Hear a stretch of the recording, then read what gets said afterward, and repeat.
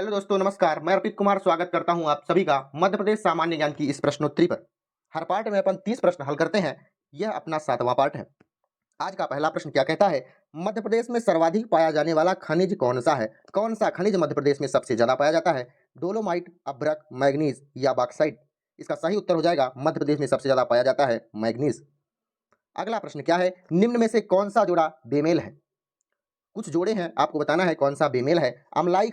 अमलाई जो है कागज उत्पादन के लिए प्रसिद्ध है। भीमबैटिका मैग्नीज के लिए, मझगावा हीरा उत्पादन के लिए और बेलाडीला अयस्क उत्पादन के लिए, लौह अयस्क उत्पादन के लिए। इसका सही उत्तर हो जाएगा जो बेमेल है भीमबैटिका मैग्नीज के लिए नहीं है।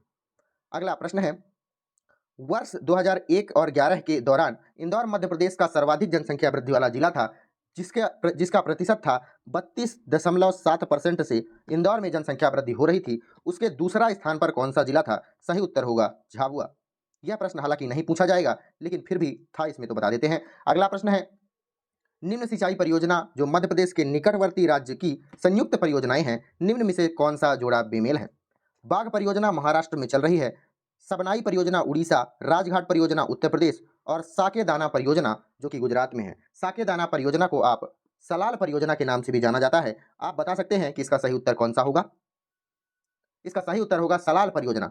यह गुजरात में नहीं, यह मध्य प्रदेश के जम्मू कश्मीर में स्थापित है। चिनाब नदी पर यह परियोजना का संचालन किया जा रहा है। सही उत्तर होगा साकेदाना परियोजना। अगला प्रश्न है, मध्य प्रदेश में कुल 9 राष्ट्रीय उद्यान और 25 अभ्यारण्य हैं।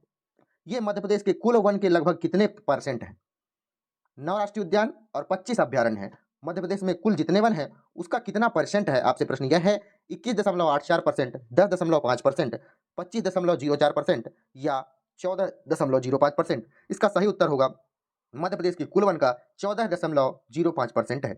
अगला प्रश्न है, ग्रामीण क्षेत्रों में भूमिहीन निर्धन महिलाओं के लिए मध्य प्रदेश में कौन सी योजना चलाई जा रही है? ग्राम्य योजना, आयुष्मती योजना, कल्पतरु योजना या वात्सल्य योजना?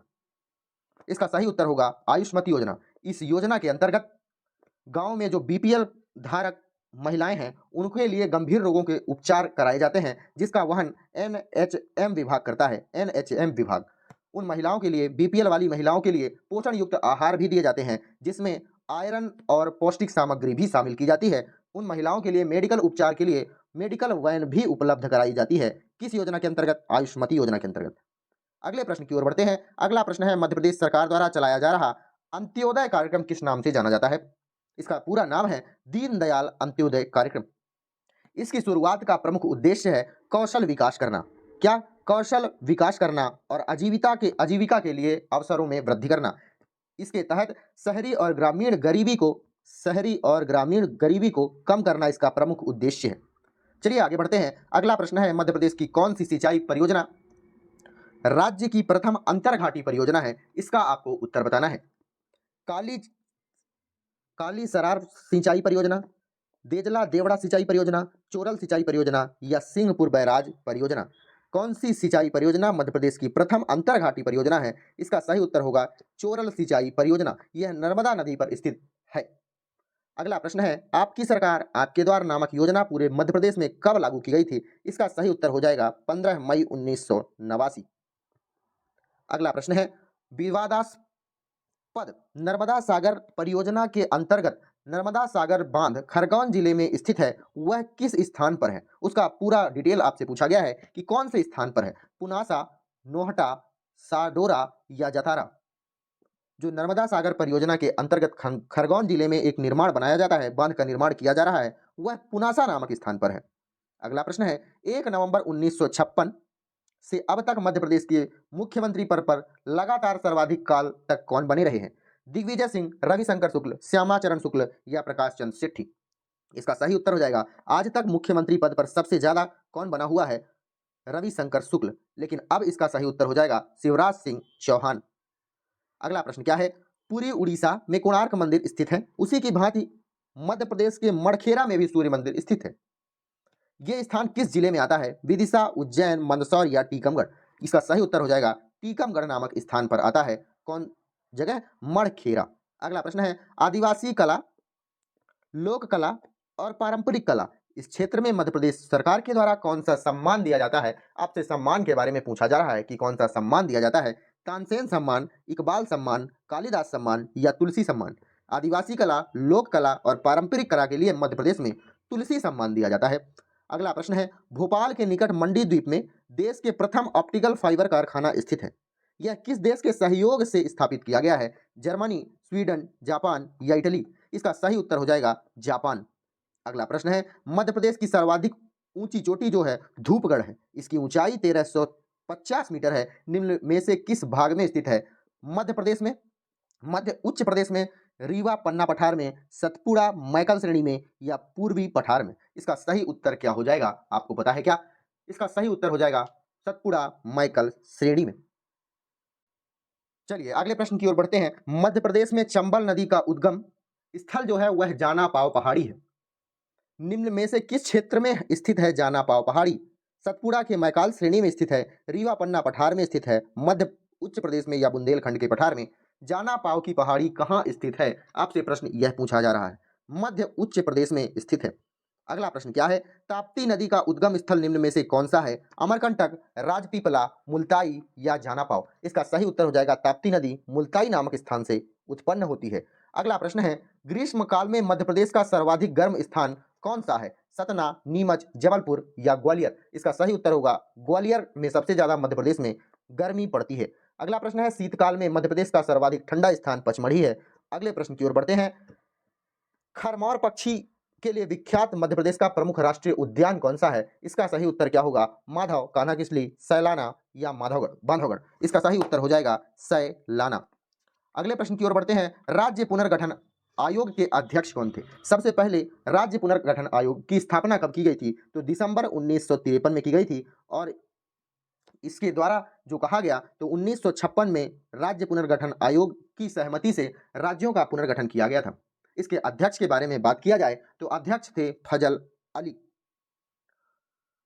राज्य पुनर्गठन आयोग के अध्यक्ष कौन थे? डॉक्टर फजल अली। और कुछ सदस्य थे के M Panicker, M N Kunzru, ये सभी सदस्य थे, 2 सदस्य थे। इसका सही उत्तर क्या होगा? डॉक्टर फजल अली।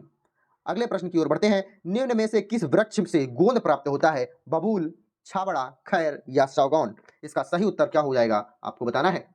इसका सही उत्तर होगा बबूल के वृक्ष से गोंद पैदा होता है। अगला प्रश्न है, मध्य प्रदेश में तेंदू पत्ता सर्वाधिक निम्न में से किस स्थान पर प्रयुक्त होता है? सबसे ज्यादा कहाँ लगता है तेंदू का पत्ता? पूरे भारत में जो तेंदू के पत्ते का उत्पादन होता है या बीड़ी उद्योग का उत्पादन होता है तो मध्य प्रदेश में लगभग 280 उद्योग हैं। किसके? बीड़ी उत्पादन के। बीड़ी उद्योग के 280 उद्योग हैं और पूरे भारत में जो तेंदू पत्ता लगता है उसका 60% तो केवल और केवल मध्य प्रदेश से प्राप्त होता है। फिलहाल इसका सही उत्तर क्या होगा? तेंदू पत्ता सर्वाधिक निम्नलिखित में से किस उद्योग में प्रयुक्त होता है? मैंने आपको बताया बीड़ी उद्योग इसका सही उत्तर हो जाएगा। अगला प्रश्न है, मध्य प्रदेश में सर्वप्रथम कौन सा राष्ट्रीय उद्यान स्थापित किया गया था? संजय राष्ट्रीय उद्यान, माधव राष्ट्रीय उद्यान, कान्हा किसली राष्ट्रीय उद्यान, बांधवनगर राष्ट्रीय उद्यान? कौन सा राष्ट्रीय उद्यान मध्य प्रदेश में सबसे पहले बनाया गया? इसका सही उत्तर होगा कान्हा किसली राष्ट्रीय उद्यान। कब बनाया गया था? 1 जून सन 1955 में इसे राष्ट्रीय उद्यान माना गया और सन 1973 में इसे अभ्यारण्य घोषित कर दिया गया था। कब? 1973 में, आपको यह याद रखना है। अगला प्रश्न है, निम्नलिखित में से कौन सा नगर नर्मदा के किनारे नहीं बसा हुआ है? इसका उत्तर आपको देना है। नरसिंहपुर, होशंगाबाद, बुरहानपुर या मंडला? कौन सा नगर नर्मदा नदी के किनारे बसा नहीं है? तो इसका सही उत्तर हो जाएगा बुरहानपुर। जो बुरहानपुर है यह ताप्ती नदी पर बसा हुआ शहर है। ताप्ती नदी पर। अगला प्रश्न है, मध्य प्रदेश में औसत वार्षिक वर्षों में असमानता का प्रमुख कारण क्या है? समुद्र तट से दूरी है इसलिए असमान वार्षिक औसत वर्षा होती है, या समुद्र तल से ऊंचाई है, या राज्य की भौतिक बनावट है, या वनों का असमान वितरण है? कुल मिलाकर बात यह है कि मध्य प्रदेश के राज्य की भौतिक बनावट सही नहीं है, इसलिए औसत वर्षा मध्य प्रदेश में कम या ज्यादा इसमें असमानता बनी रहती है। सही उत्तर सी हो जाएगा। अगला प्रश्न है, गोविंद वल्लभ पंत सागर का विस्तार उत्तर प्रदेश व आधा मध्य प्रदेश दोनों राज्यों में है। आपको बताना है यह मध्य प्रदेश के किस जिले में स्थित है? यह गोविंद वल्लभ सागर बांध। आपको बताना है सीधी में है, रीवा में है, शहडोल में है या जबलपुर में है? इसका सही उत्तर होगा सीधी। अगला प्रश्न है, सिवनी जिले में स्वतंत्रता संग्राम किसने प्रारंभ किया था? सिवनी जिले में। इसका उत्तर होगा जाटार। अगला है, निम्नलिखित में से सोयाबीन उत्पादन के लिए मध्य प्रदेश में सोयाबीन का उत्पादन निम्नलिखित में से किस जिले में सर्वाधिक होता है? मध्य प्रदेश में सोयाबीन का उत्पादन सोयाबीन मध्य प्रदेश का प्रमुख राज्य फसल भी माना जाता है। आपको याद करना पड़ेगा, सोयाबीन मध्य प्रदेश का राज्य फसल है। सिवनी, मुरैना, मंदसौर या छतरपुर कहाँ सबसे ज्यादा सोयाबीन का उत्पादन किया जाता है? सही उत्तर होगा सिवनी में। अगला प्रश्न है, मध्य प्रदेश की कौन सी परियोजना उत्तर प्रदेश के सहयोग से बनी हुई है? चंबल घाटी परियोजना, केन बहुउद्देशीय परियोजना, पेंच परियोजना या कुरनाल परियोजना? इसका सही उत्तर क्या हो जाएगा? केन बहुउद्देशीय परियोजना। यह मध्य प्रदेश और उत्तर प्रदेश के सहयोग से बनी हुई है। आज यहाँ हमारा 30 प्रश्न और कंप्लीट होता है। मिलते हैं अगली वीडियो में। आप अपना ध्यान रखिएगा। धन्यवाद।